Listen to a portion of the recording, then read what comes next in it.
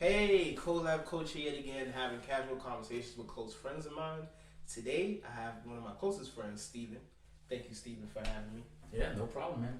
Yeah, so today we're talking about opening perspectives and opening your mind to different ideas.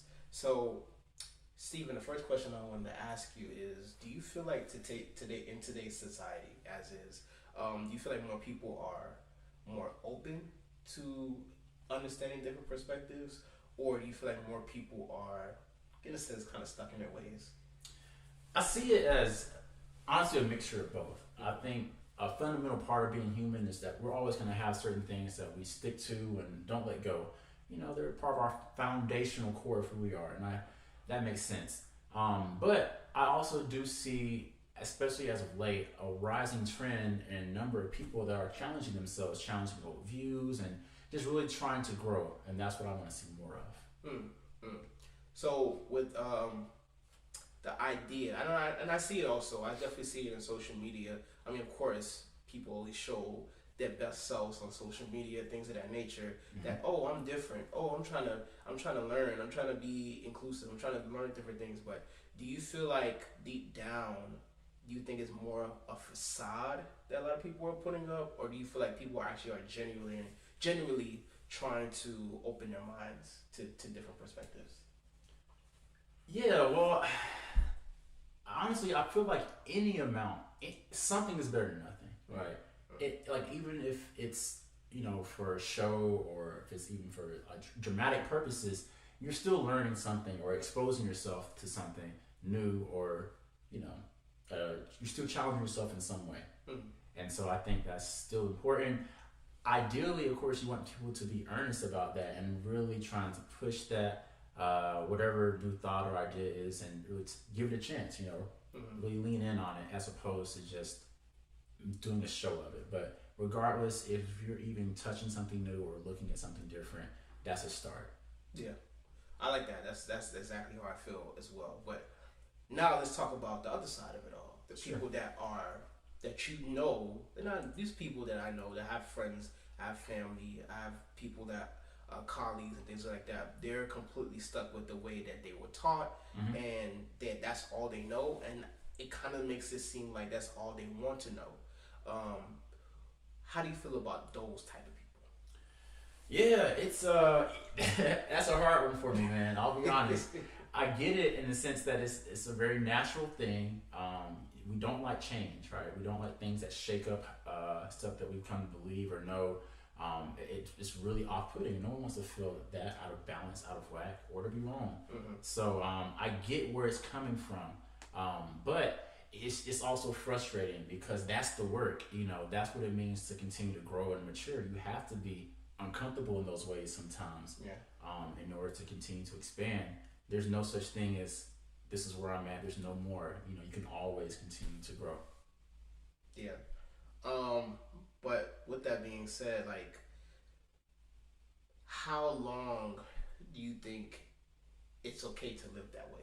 Like, as far as people that choose to be stuck in their ways, because we're in the United States. Let's Mm-hmm. put it simply, and every state is different, every city is different, every demographic, every culture is different. Do you kind of feel like it's like people who choose to be stuck in their ways is kind of giving themselves a disservice of not wanting to learn about different aspects and different perspectives? Oh, for sure. I mean, to that last part, absolutely. I think not changing or being stuck in your ways, in my personal opinion, is detrimental. You're just not exposing yourself to so many things that you could be. You're foregoing resources essentially. It doesn't make rational sense to me to do that. Um, but again, I understand that people will. I believe everyone should have a choice of how they want to live their life and how they want to walk their life while they're on the earth. But it's frustrating because I know that it can be so much better. Mm. It's like, yeah, this is good and you're happy here now. I get it. But if you just try, if we all tried, honestly, we could be at a better place as a whole and everyone could be happier. Mm, I like that. So, what would you say to the person that, maybe they were born a certain way, they learn a certain way, their whole family thinks that way, but they meet somebody that they think is cool, or maybe a relationship, maybe they meet someone of the opposite sex, or they want to see if they could be their significant other, but they grew up completely different than them, Mm-hmm. but they're wanting to learn more about their culture, their perspective, their ideas and ideals, but the way that they were taught and the ecosystem, the environment that they grew up with is kind of preventing that. What would you say to that person?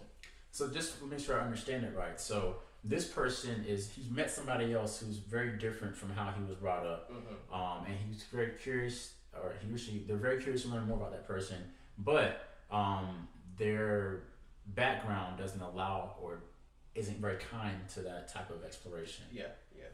So what's the question for me then So the exactly? question is, what would you say? Because I know that you are more, as you just said, you're more inclined to people opening the horizons and Mm-hmm. being different and learning about different ideas. What would you say to that person? It's like, what's the first step? What would you say would be a good first step to, I guess, be against the tide, but at the same time, not impose yourself to the point where, dang, I might lose my family and I might lose my friends in the environment. Oh, I see. Yeah. This is a. I can only answer this at a personal level. Yeah. For me, I think that's the most important thing is to explore in life.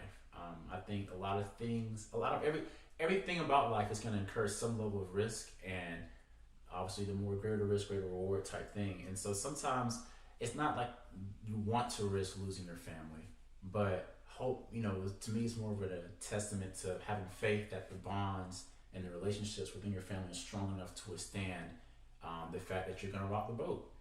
I think the worst thing, not the worst, but I think does a serious disservice for people when they are too concerned about rocking the boat, too concerned about what parents, what family members, what friends, or other people might say about them. And as a result, they live a life that's not really meant for them, or they live a life that's just not as fulfilling as it could and should have been.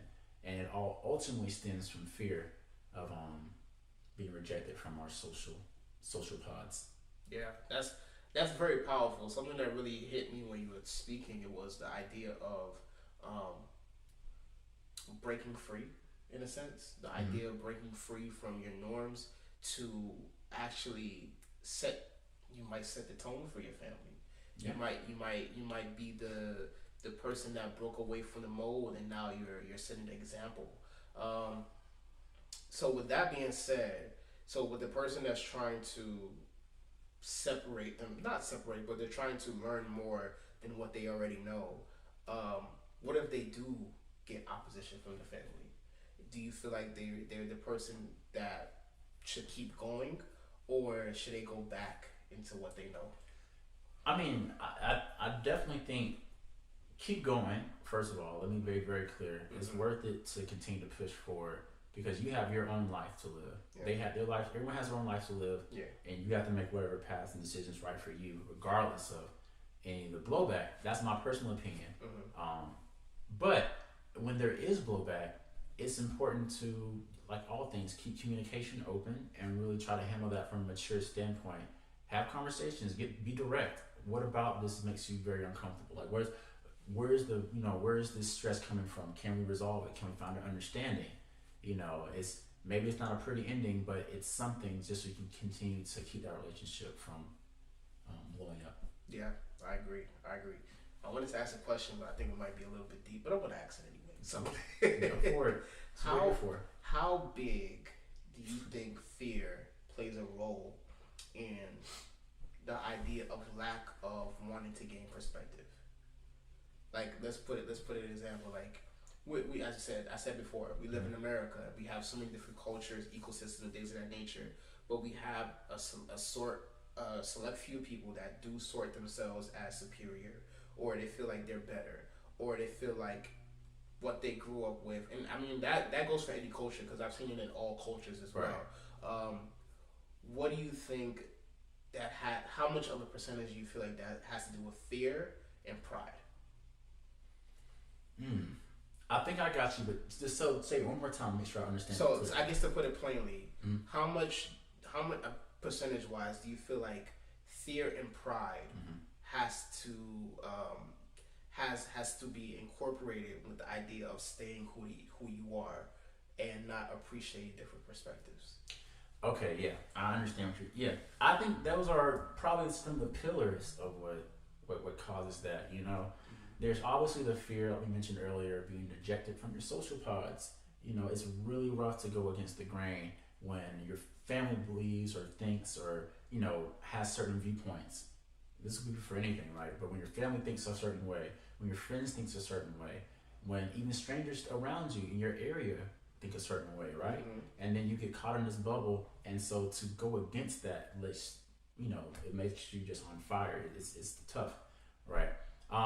But on the other hand, you have pride, right? And that's really another really dangerous thing. That is it can be good, obviously, to have pride and be proud of who you are and Mm-hmm. where you come from. Those are good things, but can also be very toxic as well, and make you unwilling to yield from certain things when rationally you know it might not be right True. or not a good thing, but because of pride or this is what you've put all your chips on, then it becomes, I don't know, it's not good.